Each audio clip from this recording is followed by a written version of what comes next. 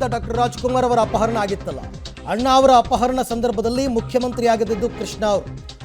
ಆ ಕಠಿಣ ಸವಾಲನ್ನು ಯಶಸ್ವಿಯಾಗಿ ನಿಭಾಯಿಸಿದರು ಎಂ ಕೃಷ್ಣ ಅವರು.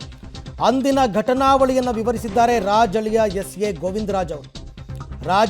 ಗೋವಿಂದರಾಜ್ ಅವರು ಕೂಡ ಕಿಡ್ನ್ಯಾಪ್ ಆಗಿದ್ದರು, ಅವರು ಕೂಡ ಕಾಡಿನಲ್ಲಿ ಇದ್ದರು ಗೋವಿಂದರಾಜ್ ಅವರು. ಸೊ ನರಹಂತಕ ವೀರಪ್ಪನಿಂದ ಡಾಕ್ಟರ್ ರಾಜ್ಕುಮಾರ್ ಅವರ ಅಪಹರಣವಾದಾಗ ರಾಜ್ಯದ ಮುಖ್ಯಮಂತ್ರಿ ಆಗಿದ್ದು ಎಂ ಕೃಷ್ಣ. ಆ ಮೂರು ತಿಂಗಳು ಅವರು ಇಡೀ ರಾಜ್ಯವನ್ನು ನಿಭಾಯಿಸಿದ ರೀತಿ, ಯಾಕೆಂದರೆ ಅಣ್ಣ ಅವರ ಅಭಿಮಾನಿಗಳು ಕಾಡಿಗೆ ನುಗ್ಗೋದಕ್ಕೆ ರೆಡಿಯಾಗಿದ್ದರು ಆ ಟೈಮಲ್ಲಿ, ನಾವೇ ಕರ್ಕೊಂಡು ಬರ್ತೀವಿ ಅಂತ. ತುಂಬ ಸಂಕಷ್ಟ ಮತ್ತು ಸಂದಿಗ್ಧತೆಯ ಸಂದರ್ಭ. ತಮಿಳುನಾಡು ಸರ್ಕಾರದ ಸಹಯೋಗದಲ್ಲಿ ಅವರ ಜೊತೆ ನಿರಂತರವಾಗಿ ಸಂಪರ್ಕದಲ್ಲಿದ್ದು ಎಂ ಕೃಷ್ಣ ಅವರು ಡಾಕ್ಟರ್ ರಾಜ್ಕುಮಾರ್ ಅವರನ್ನು ವೀರಪ್ಪನ ಕಪಿಮುಷ್ಟಿಯಿಂದ ಬಿಡಿಸ್ಕೊಂಡು ಬರೋದರಲ್ಲಿ ಮಹತ್ತರವಾದ ಪಾತ್ರವನ್ನು ವಹಿಸಿದ್ದಂಥವರು ಡಾಕ್ಟರ್ ರಾಜ್ಕುಮಾರ್. ಆ ಎಲ್ಲ ವಿಚಾರಗಳನ್ನು ಅವರ ಅಳಿಯ ಗೋವಿಂದರಾಜ್ ಅವರು ಹಂಚಿಕೊಂಡಿದ್ದಾರೆ, ಯಾಕೆಂದರೆ ಅವರು ಕೂಡ ಆ ಸಂದರ್ಭದಲ್ಲಿ ಕಿಡ್ನ್ಯಾಪ್ ಆಗಿದ್ದರು ವೀರಪ್ಪನಿಂದ. ಡಾಕ್ಟರ್ ರಾಜ್ಕುಮಾರ್ ಅಪಹರಣದ ಸಂದರ್ಭದಲ್ಲಿ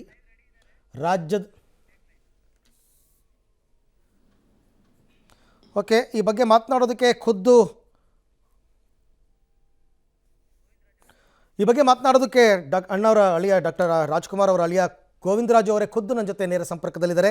ಸರ್ ನಮಸ್ತೆ, ನಾನು ಅರವಿಂದ್ ಅಂತ ಮಾತನಾಡ್ತಿರೋದು. ನನ್ನ ಧ್ವನಿ ತಮಗೆ ಕೇಳಿಸ್ತಾ ಇದೆ ಅಂತ ಅನ್ಕೋತೀನಿ ಸರ್. ನಮಸ್ಕಾರ ಅರವಿಂದ್ ಅವರೇ, ನಮಸ್ತೆ. ಆ ದಿನಗಳನ್ನು ನೀವು ಮೆಲುಕು ಹಾಕೋದಾದ್ರೆ ಸರ್, ಎಂ ಕೃಷ್ಣ ಅವರು ರಾಜ್ಯದಲ್ಲಿ ಮುಖ್ಯಮಂತ್ರಿ ಆಗಿದ್ದರು ಆ ಸಂದರ್ಭದಲ್ಲಿ. ಹೌದು. ಅಣ್ಣ ಅವರನ್ನು ಬಿಡಿಸ್ಕೊಂಡು ಬರೋ ನಿಟ್ಟಿನಲ್ಲಿ ಅವರು ವಹಿಸಿದ ಶ್ರಮ ಮತ್ತು ಆ 3 ತಿಂಗಳು ರಾಜ್ಯವನ್ನು ಮುನ್ನಡೆಸಿದ ರೀತಿ, ಯಾಕೆಂದರೆ ದಂಗೆ ಎದ್ದುಬಿಟ್ಟಿದ್ರು ಅಣ್ಣ ಅವರ ಅಭಿಮಾನಿಗಳು. ಸೊ ಇದೆಲ್ಲದ್ರ ಬಗ್ಗೆ ತಾವೇನು ಹೇಳೋದಕ್ಕೆ ಇಷ್ಟಪಡ್ತೀರಾ ಸರ್? ಹೌದು.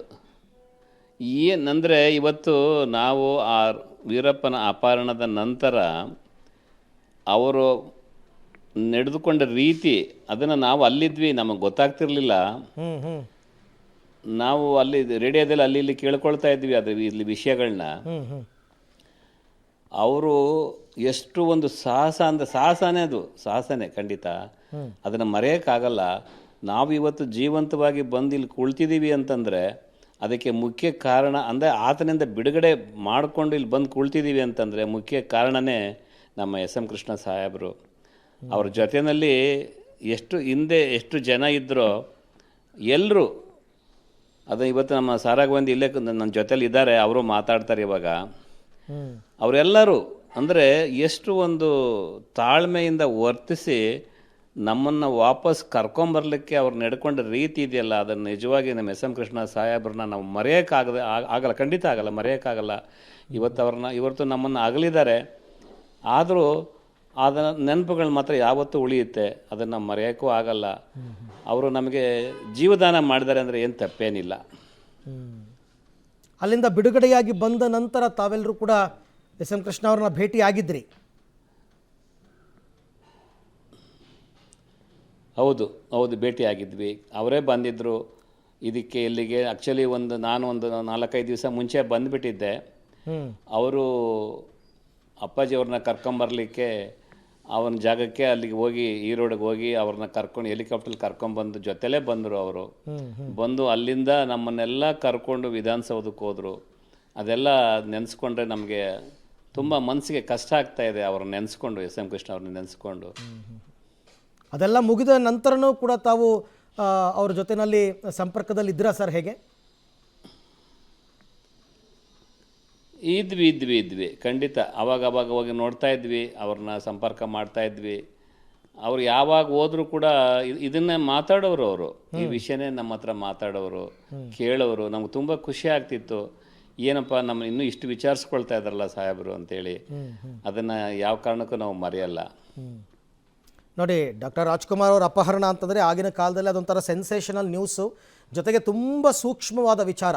ಒಬ್ಬ ರಾಜ್ಯದ ಮುಖ್ಯಮಂತ್ರಿ ಆ ಸಂದರ್ಭದಲ್ಲಿ ಹೇಗೆ ನಡ್ಕೋಬೇಕು, ಆಗೆಲ್ಲ ಕೆಲವರು ಮಾತನಾಡ್ತಾ ಇದ್ರು, ತುಂಬ ತಡ ಆಗ್ತಾ ಇದೆ, ರಾಜ್ಕುಮಾರ್ ಅವ್ರನ್ನ ಬಿಡಿಸ್ಕೊಂಡು ಬರೋದ್ರಲ್ಲಿ ಸರ್ಕಾರ ನಿರ್ಲಕ್ಷ್ಯ ವಹಿಸ್ತಾ ಅಂತ. ಬಟ್ ಅವರು ಪಟ್ಟ ಶ್ರಮ, ಆ ಕರ್ತವ್ಯ, ಆ ಸಂದರ್ಭದಲ್ಲಿ ಅವ್ರು ನಡ್ಕೊಂಡ ರೀತಿ, ಅದು ಅವ್ರಿಗೆ ಮಾತ್ರ ಗೊತ್ತಿರುತ್ತೆ ಹೇಗೆ ನಡಿಬೇಕು ಅಂತಂದ್ಬಿಟ್ಟು.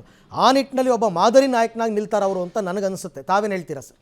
ಖಂಡಿತವಾಗಿ ನಿಜ. ಅದು ನೀವೇನು ಹೇಳಿದೆ ಅಷ್ಟು ನಿಜನೇ. ಅವರ ಒಂದು ಕಾರ್ಯವೈಖರಿ ಇದೆಯಲ್ಲ, ಅದು ಯಾರಿಂದನೂ ಸಾಧ್ಯ ಇಲ್ಲ ಅನಿಸುತ್ತೆ ನನಗೆ. ಅಷ್ಟು ಚೆನ್ನಾಗಿ ನಡ್ಕೊಂಡು ತಾಳ್ಮೆಯಿಂದ ವರ್ತಿಸಿ ಪ್ರತಿ ಹಂತದಲ್ಲೂ ಕೂಡ ನಮ್ಮನ್ನು ವಾಪಸ್ ಕರ್ಕೊಂಬರಬೇಕು ಅನ್ನೋ ಒಂದು ಉದ್ದೇಶದಿಂದ ಅವರು ಮಾಡಿದಂಥ ಶ್ರಮ ಮತ್ತು ಅವರ ಕಾರ್ಯವೈಖರಿನ ನಾವು ಯಾವ ಕಾರಣಕ್ಕೂ ನಾನು ಬಂದ ಮೇಲೆ ಇಲ್ಲಿ ನಾನು ಎಲ್ಲರ ಹತ್ರ ಕೇಳಿ ತಿಳ್ಕೊಂಡೆ. ಭಾರಿ ಅದು ಆವಾಗಲೇ ಹೇಳ್ದಂಗೆ ನಿಜವಾಗಿ ಅವರು ನಮಗೆ ಜೀವದಾನ ಮಾಡಿದ್ದಾರೆ ಅಂತಂದರೆ ತಪ್ಪೇನಿಲ್ಲ. ಹಾಗೆ ನಮ್ಮ ಜೊತೆ ಸಂಪರ್ಕದಲ್ಲಿರಿ ಗೋವಿಂದರಾಜ್ ಅವರೇ, ನಿಮ್ಮ ಜೊತೆ ನಾನು ಮತ್ತೆ ಮಾತನಾಡ್ತೀನಿ. ಹಲವಾರು ವಿಚಾರಗಳು, ಯಾಕೆಂತಂದರೆ ನಿಜ ಗೋವಿಂದರಾಜ್ ಅವರು ಹೇಳಿದ್ದು ಆ ಸಂದರ್ಭದಲ್ಲಿ ಇವರೆಲ್ಲ ಕಾಡಲ್ಲಿದ್ದರು. ಇಲ್ಲಿ ಏನು ನಡೀತಾ ಇತ್ತು ಅಂತಕ್ಕಂಥದ್ದು ಅವ್ರಿಗೆ ಅಲ್ಪ ಸ್ವಲ್ಪ ಮಾಹಿತಿ ಮಾತ್ರ ರೇಡಿಯೋ ಮುಖಾಂತರ ಹೋಗ್ತಾ ಇತ್ತು. ಬಟ್ ಇಲ್ಲಿನ ಪರಿಸ್ಥಿತಿ ಅವತ್ತಿನ ದಿನಗಳಲ್ಲಿ ಹೇಗಿತ್ತು, ಅದನ್ನು ಎಸ್ ಎಂ ಕೃಷ್ಣ ಅವರು ನಿಭಾಯಿಸಿದ ರೀತಿ, ಅವರ ಸಂಪುಟದ ಸಹೋದ್ಯೋಗಿಗಳು ಅವರಿಗೆ ಕೊಟ್ಟ ಸಹಕಾರ, ಇದೆಲ್ಲವನ್ನು ಕೂಡ ನಾವು ಯಾವತ್ತಿದ್ರೂ ಕೂಡ ನೆನಪಿಸ್ಕೊಳ್ಬೇಕಾಗುತ್ತೆ. ವರನಟ ಡಾಕ್ಟರ್ ರಾಜ್ಕುಮಾರ್ ಕಾಡುಗಳ ವೀರಪ್ಪನಿಂದ ಅಪಹರಣಕ್ಕೆ ಒಳಗಾದಂತಹ ಸಂದರ್ಭದಲ್ಲಿ ಅವರ ಜೊತೆ ಇದ್ದದ್ದು ಅವರ ಅಳಿಯ ಗೋವಿಂದರಾಜು ಅವರು, ರಾಜ್ಯದಲ್ಲಿ ಮುಖ್ಯಮಂತ್ರಿ ಆಗಿದ್ದಿದ್ದು ಎಸ್ ಎಂ ಕೃಷ್ಣ ಅವರು. ಸೊ ಆ ಸಂದರ್ಭಗಳನ್ನು ಗೋವಿಂದರಾಜು ಅವರು ನಮ್ಮ ಜೊತೆ ಮೆಲುಕು ಹಾಕ್ತಾಯಿದ್ರು. ಅವ್ರನ್ನ ಮಾತನಾಡಿಸ್ತಾ ಹೋಗ್ತೀನಿ. ಸರ್, ಅಲ್ಲಿಂದ ವೀರಪ್ಪನ್ ಕಪಿಮುಷ್ಟಿಯಿಂದ ಬಿಡುಗಡೆಯಾಗಿ ಬಂದ ನಂತರ ಇದಕ್ಕೆಲ್ಲ ಕಾರಣೀಭೂತರಾದಂಥವರು ಎಸ್ ಎಂ ಕೃಷ್ಣ ಅಂತಕ್ಕಂಥ ಅರಿವು ಎಲ್ರಿಗೂ ಕೂಡ ಇತ್ತು. ಅದಾದ ನಂತರ ಡಾಕ್ಟರ್ ರಾಜ್ಕುಮಾರ್ ಅವರು ತಮ್ಮ ಜೊತೆ ಹಂಚ್ಕೊಳ್ತಾ ಇದ್ರ ಕೆಲವು ವಿಚಾರ, ಕೃಷ್ಣ ಅವರ ಏನೇನು ವರ್ಕ್ ಮಾಡಿದ್ರು, ಅವರ ಸಹಾಯ ಏನು, ಇದ್ರ ಬಗ್ಗೆ ಎಲ್ಲ ತಮ್ಮ ಜೊತೆ ಮಾತನಾಡ್ತಾ ಇದ್ರ ಸರ್? ಮಾತಾಡ್ತಾ ಇದ್ರು. ಅಪ್ಪಾಜಿಯವರು ಯಾವಾಗಲೂ ಎಸ್ ಎಂ ಕೃಷ್ಣ ಅವರನ್ನು ತುಂಬ ಅಭಿಮಾನ ಇತ್ತು, ಅವ್ರ ಬಗ್ಗೆ ಒಳ್ಳೆ ಗೌರವ ಇತ್ತು ಅಪ್ಪಾಜಿಯವರಿಗೆ.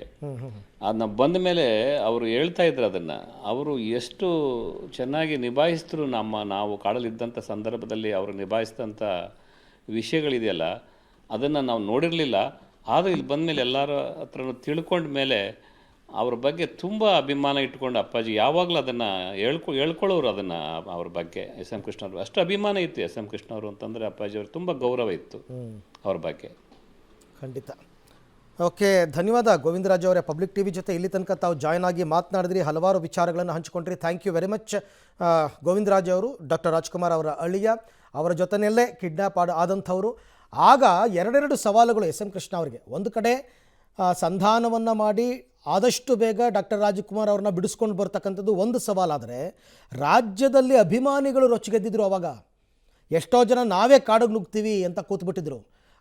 ಅದನ್ನೆಲ್ಲವನ್ನು ಕೂಡ ಅವರು ನಿಭಾಯಿಸಿದ್ರಲ್ಲ ಅದು. ಈಗ ದೃಶ್ಯದಲ್ಲಿ ತಾವೀಗ ಗಮನಿಸ್ತಾ ಇದ್ದೀರಾ, ಕಣ್ಣೀರಿಡ್ತಾ ಇದ್ದಾರೆ ಡಿ ಕೆ ಶಿವಕುಮಾರ್ ಅವರು. ಬೆಳಗ್ಗೆ ಪಬ್ಲಿಕ್ ಟಿ ವಿ ಜೊತೆ ಮಾತನಾಡಬೇಕಾದ್ರೇ ತುಂಬ ಗದ್ಗದಿತರಾಗಿ ಕಣ್ಣೀರಿಟ್ಟಿದ್ರು. ಈಗ ಬೆಂಗಳೂರಿಗೆ ಬಂದು ಅಂತಿಮ ದರ್ಶನವನ್ನು ಪಡೆದಿರ್ತಕ್ಕಂಥದ್ದನ್ನು ತಾವು ಗಮನಿಸ್ತಾ ಇದ್ದೀರಾ.